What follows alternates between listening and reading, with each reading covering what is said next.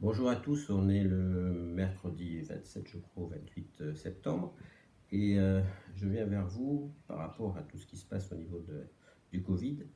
Je ne suis pas médecin, donc ce n'est pas dans mon propos d'aller parler de médecine. Par contre, mon travail, c'est d'être dans la communication, d'aider les gens à mieux communiquer entre eux, d'essayer de mieux se comprendre. Et de ce que je peux voir à l'heure actuelle, c'est que c'est pas le top du tout. Il y a même beaucoup de violence de part et d'autre, des moqueries d'ailleurs, hein.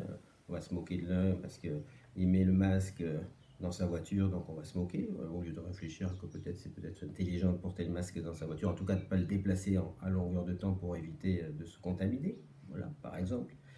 On va se moquer des gens qui sont pour le vaccin en disant que ce sont des oiseaux en cage et que c'est les autres qui sont dans la liberté. On va se moquer de ceux qui sont contre la vaccination obligatoire et on va dire qui ne veulent pas du vaccin, on va dire que c'est des arriérés, qu'il y a beaucoup de choses dans la vie où on ne sait pas ce qu'il y a dedans et ils le font quand même, etc. etc. Et je trouve ça déplorable et qui ne permet pas d'avancer. Parce que et ça tous ceux qui ont fait de la communication le savent, plus on met de rapport de force, plus ça force de l'autre côté. Donc moins on trouve de solutions. Or là, ce qu'il faut quand même regarder, c'est qu'il y a 100 et quelques morts aujourd'hui, qu'il y a un service de santé à l'hôpital qui est surchargé, qu'il y a beaucoup de malades, qu'il y a des personnes qui vont avoir des Covid longs et donc avoir des séquelles. Donc c'est de trouver des bonnes solutions. Et ce qu'on voit, et ce que quasiment tous les médecins disent, c'est que la plupart des personnes sont des personnes soit âgées, soit qui ont des comorbidités. Or, et qui ne sont pas vaccinées pour la plupart. Donc, et ce que j'entends des ceux qui sont anti-vax, ce qui ne sont pas anti-vax, c'est qu'ils sont anti-obligation de vaccination. Donc, mais le propos que j'entends n'est pas dans permettre ou accompagner les gens qui sont en comorbidité ou à risque fort, et il y en a beaucoup sur le territoire, de les accompagner pour aller se faire vacciner. Or, il y en a beaucoup trop aujourd'hui qui ne le sont pas vaccinés. Je vais prendre deux exemples concrets pour m'appuyer là-dessus. Pourquoi je dis ça? Quelqu'un comme le docteur Raoult, professeur Raoult, qui n'est pas pour la vaccination obligatoire, hein, il a été clair. Mais qu'est-ce qu'il dit très clairement? Si vous écoutez les propos qu'il a tenus sur BFM TV il y a quelques jours, hein, c'était au mois de septembre, il a dit, texto, je le recite, toutes les personnes qui sont mortes du Covid auraient dû être vaccinées. Parce que c'est des personnes à risque, parce que c'est des personnes dont on sait qu'ils peuvent mourir. Il dit aussi que le fait d'être vacciné diminue de 50 à 60% le risque d'aller en réanimation ou de mourir. Donc c'est quand même important cette partie-là.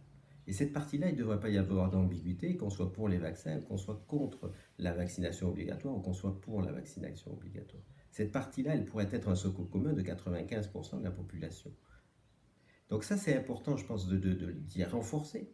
Parce que sinon, on se retrouve dans une situation qui est inextricable et des gens qui devraient l'être vaccinés parce qu'il n'y a pas, parce que c'est un risque important. Et je redis bien, c'est pas moi qui le dis, c'est même des personnes qui ne sont pas pro-vaccin obligatoire, comme Didier Raoult, c'est le professeur Joyeux qui dit la même chose, qui dit 20 millions de personnes devraient être vaccinées en France, les 20 millions de personnes qui ont des risques de comorbidité. Il rajoute même les gens aussi qui ont peur de la maladie, etc., etc.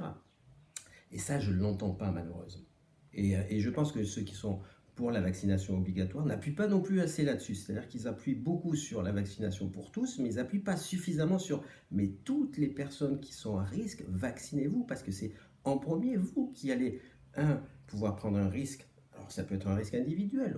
On peut me dire, il y a un risque individuel et la personne prend son risque, mais il y a le risque de la famille qui va te voir être malade, peut-être mourir. C'est important. Et puis il y a le risque collectif qui est tout le système de santé qui défaille. Il y a des gens qui ne vont pas se faire soigner sur d'autres maladies parce que c'est plein ou parce qu'ils ont peur d'y aller. Donc il y a tout un mécanisme qui est important là-dessus. Moi je trouve que ce qu'il faudrait, c'est que pour le moment, dans les 10 prochains jours, dans les 2 prochaines semaines, il n'y ait plus de discours pour la vaccination obligatoire ou contre la vaccination obligatoire, mais simplement pour aider les personnes à risque et dont on sait pas, de façon patente qu'il y a un très grand risque que s'ils attrapent le Covid, ça soit très dangereux pour eux, et que ce discours-là soit commun. Et après, dans 2 semaines, après, on peut les faire des débats, peut-être à rediscuter. Moi, je ne connais rien en ivermectine en chloroquine, etc. Mais peut-être que moi je suis quelqu'un qui doute tout le temps, qui doute dans le bon sens du terme, qui est quand quelqu'un me dit quelque chose, je me dis pourquoi il aurait tort.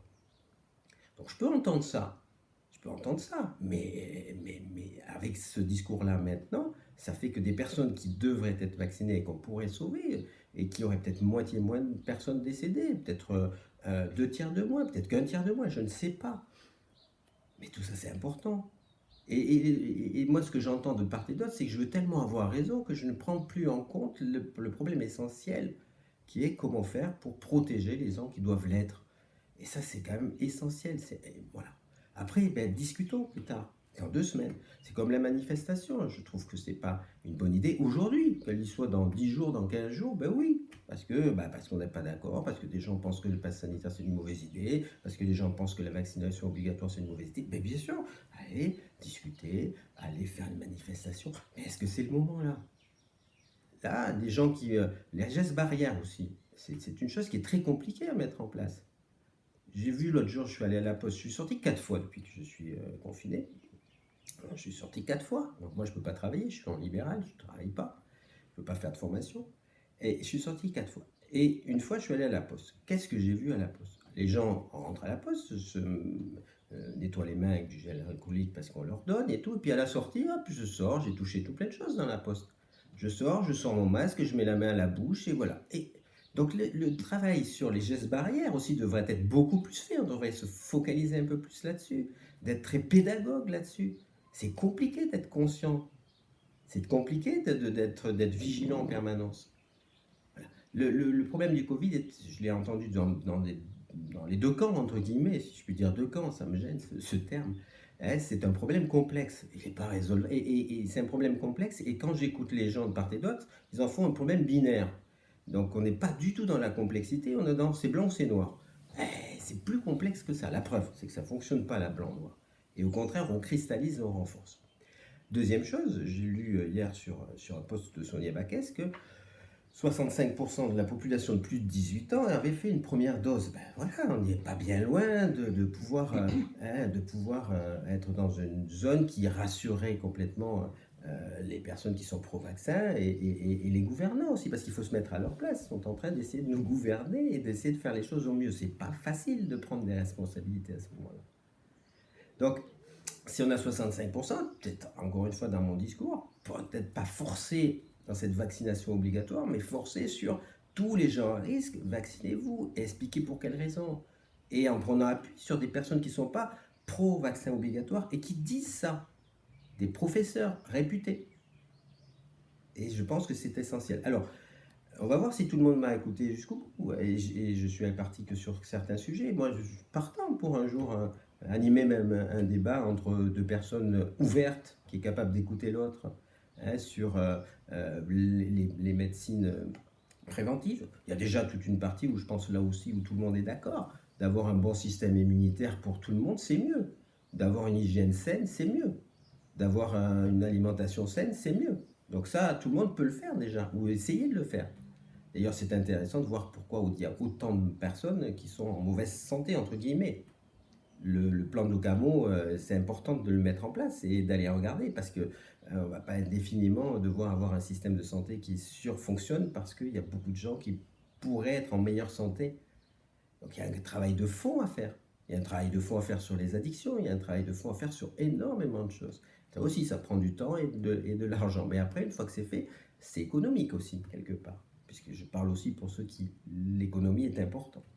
Voilà ce que je voulais dire, c'est essayons de se rassembler, essayons de partir déjà sur les points de convergence, et d'ici 15 jours, quand les pics seront passés, que déjà le système de santé sera moins en surcharge, et bien peut-être aller discuter, revenir là-dessus. Est-ce qu'il y aura besoin d'une vaccination obligatoire? Est-ce qu'il faut y revenir dessus? Est-ce qu'il faut... Peut-être, mais pour le moment, c'est pas ça le plus important. C'est que toutes les personnes à risque soient vaccinées. Et il faut que les personnes anti-vaccination obligatoire aillent dans ce sens-là et non pas, à force de casser ces vaccins, que les gens nous disent je ne vais pas aller me faire vacciner. Parce qu'autant il y a des gens qui ont peur de la maladie, mais il y a des gens qui ont peur du vaccin aussi. Un point qui est, alors que le bénéfice-risque pour eux d'aller se faire vacciner est vraiment important. Et quasiment toute la communauté scientifique est d'accord, à 95 ou 98%. Il faut vraiment revenir là-dessus. Et je trouve ça dommage de ne pas aller là-dessus. Donc voilà, essayons de ne pas stigmatiser, essayons de ne pas aller à l'encontre en permanence de l'autre dans ses idées, essayons de comprendre l'autre. Et comprendre l'autre, que son désir de soin, son désir d'aider l'autre, passe peut-être pas par le même chemin, mais que là, il faut quand même trouver les points de convergence pour stopper cette hémorragie. Voilà ce que je voulais dire. J'espère ne pas avoir froissé et essayer de contribuer à ce qu'il y ait une meilleure coopération. Et voilà. Donc c'est tout ce que je voulais exprimer et j'espère avoir été clair et plutôt bienveillant. Merci beaucoup à tous et passez une bonne journée. Et puis les gestes barrières en un, la protection, et puis aussi vous faire plaisir parce que d'être tout le temps dans le stress et dans l'angoisse, c'est pas une chose qui améliore aussi notre immunité. Donc d'être plus dans l'ouverture et puis peut-être se débarrasser aussi de ne pas aller regarder tous les jours les réseaux sociaux et tout le temps toutes les confrontations qu'il y a et d'aller regarder notre belle nature si on peut. Et puis de regarder, si on peut pas, des bonnes lectures ou des bons films, des choses qui nous détendent et nous font du bien. Merci à tous. Tata.